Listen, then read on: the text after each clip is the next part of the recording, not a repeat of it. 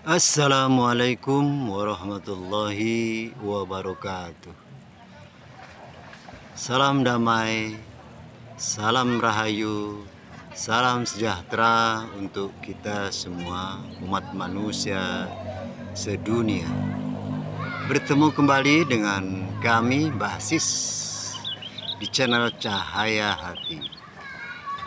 Saudara-saudaraku, seluruh umat manusia di dunia. Pada video-video yang lalu telah kami urai atau kami sampaikan informasi tentang keberadaan alam, keberadaan manusia yang pada dasarnya manusia itu adalah manusia rohani. Manusia di dunia itu adalah bagian daripada rahasia kebesaran persifatan Tuhan Yang Maha Esa, Allah Subhanahu wa Ta'ala, yang diperlihatkan atas kebesarannya sebagai bentuk wujud nyata atas persifatannya yang mewujud di dunia. Karena sifat Tuhan, sifat Allah Subhanahu wa Ta'ala itu sifat mewujud atau sifatnya mewujud. Perlu sama-sama kita renungkan dan kita pikirkan tentang keberadaan makhluk yang diciptakannya. Sang pencipta Allah Subhanahu wa Ta'ala, Tuhan Yang Maha Esa, adalah suatu unsur rahasia. Kemudian yang di dunia ini adalah dari unsur yang mewujud. Jadi perlu diketahui bahwa ada dua unsur alam yang kita ketahui, yaitu unsur wujud dan unsur tidak wujud. Nah, unsur yang tidak wujud ini adalah unsur rahasia atau gelombang atau metafisika atau gaib atau unsur yang tidak nyata. Dan unsur yang nyata adalah unsur dari persifatannya yang mewujud. Maka di diri manusia ini kita ketahui ada dua unsur. Unsur yang wujud dan unsur yang tidak wujud. Unsur yang wujud berupa jasmani.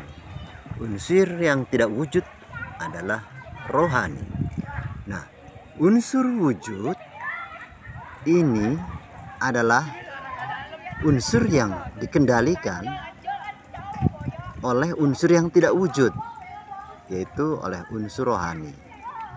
Maka pada video yang lalu atau uraian kami yang lalu, di diri manusia itu ada yang inti, yaitu yang tidak wujud itu berupa rohani. Maka manusia mempunyai dua dimensi. Dimensi wujud yaitu jasmani, dan dimensi yang tidak wujud adalah rohani. Dimensi wujud di dunia adalah jasmani yang mempunyai unsur-unsur untuk terkoneksi dengan alam sekitarnya yang dinamakan panca indera. Nah, panca indera yang wujud dapat berkoneksi dengan yang wujud. Nah, itu sebagai alat baca daripada virtual yang ada atau gelombang wujud yang ada. Namun gelombang yang tidak wujud pada diri manusia atau jasmani manusia itu berupa akal. Nah, akal ini alat baca dunia, batasannya dunia. Jadi jasmani itu adalah alat baca virtual dunia. Akal adalah alat baca gelombang dunia. Kemudian di diri manusia ada unsur rohani. Nah, unsur rohani inilah sebagai alat baca alam akhirat. Nah, alam yang tidak wujud. Isinya adalah sebuah persifatan rahasia kebesaran Tuhan. Nah, jika manusia tidak mengetahui akan dirinya, bahwa dirinya itu ada dua dimensi, dua unsur, maka manusia tersebut hanya berpola pikir, bersudut pandang pada dunia saja, dan tidak sadar di dalam dirinya ada unsur rohani yang tidak wujud, yang menjadi kendali daripada jasmani dan akal. Maka saudara-saudaraku, bisanya jasmani dan akal itu berfungsi karena adanya rohani dari Sang Maha Rohani, Sang Maha Hidup. Rohani itu hidup kekal selamanya, sedangkan jasmani, akal itu tidak kekal, ada batasan waktu. Namanya di dunia itu ada batasan waktu. Jika manusia sudah batas ambang selesai batasan dunia, maka jasmani dan akalnya lumpuh, sudah tidak terpakai lagi. Namun rohaninya tetap, dia kekal kembali kepada Sang Maha Rohani. Nah, inilah rohani yang ada di diri manusia, yang di jasmani, ini yang harus kita renungkan, bahwa sebagai inti pengendali pada jasmani manusia, bagaimana rohani itu bisa pulang kembali kepada Sang Maha Rohani. Sedangkan jalan pulang itu harus tahu cara, teknik, dan metodenya.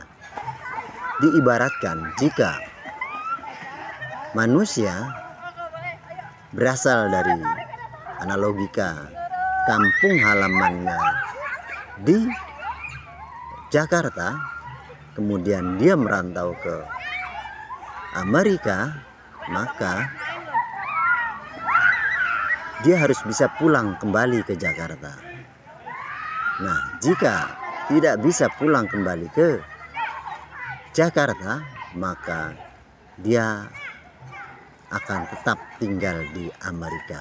Sama seperti jika manusia tidak tahu jalan pulang rohaninya, maka dia rohaninya tidak bisa kembali ke alam akhirat, ke maha akhirat, dan dia tetap berada di dalam dunia, sebab rohani harus pulang kepada Sang Maha Rohani. Ini yang harus direnungkan, yang harus dipikirkan oleh setiap manusia di dunia.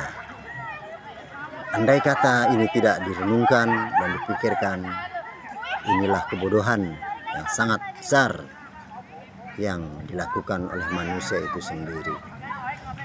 Dia tidak tahu akan sumber daripada asal rohani itu yang ada di manusia itu sendiri.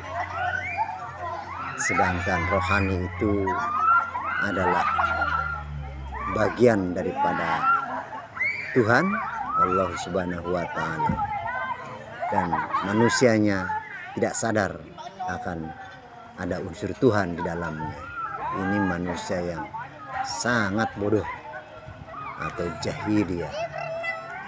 Maka saudara-saudaraku, bagaimana caranya rohani kita bisa pulang? Carilah jalan pulang. Nah, jalan pulang ini ada yang menunjukkan, ada yang memberi petunjuk sebagai wasilah atau tali penghubung untuk kita bisa sampai kembali.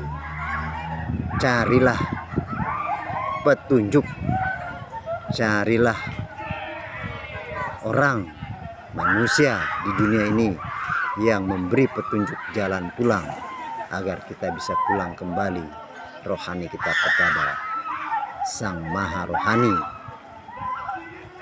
agar perjalanan hidup kita tentang rohani bisa kembali pulang. Jangan sampai rohani kita tidak bisa kembali pulang dan akan kekal selamanya di dunia. Itulah yang harus sama-sama kita renungkan, kita sebagai manusia. Kami hanya sebatas menginformasikan untuk sama-sama merenung dan berpikir tentang diri kita sebagai manusia.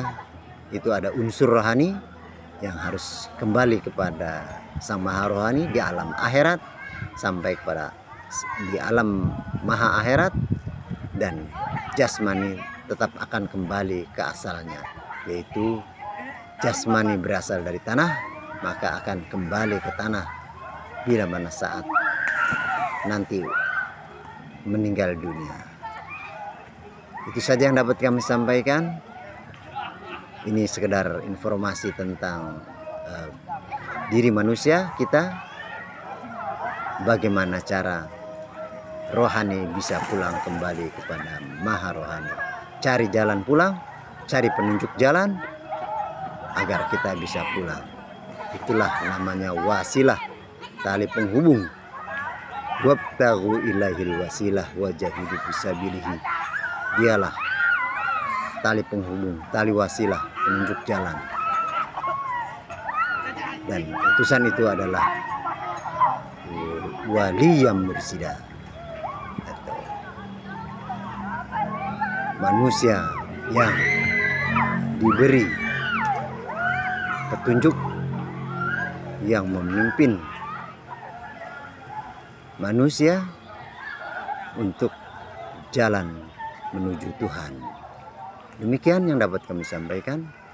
Kami mohon maaf atas segala kekurangan. Kurang lebihnya kami mohon maaf sekali lagi. Kami akhiri. Wassalamualaikum warahmatullahi wabarakatuh. Salam damai, salam sejahtera untuk seluruh umat manusia sedunia.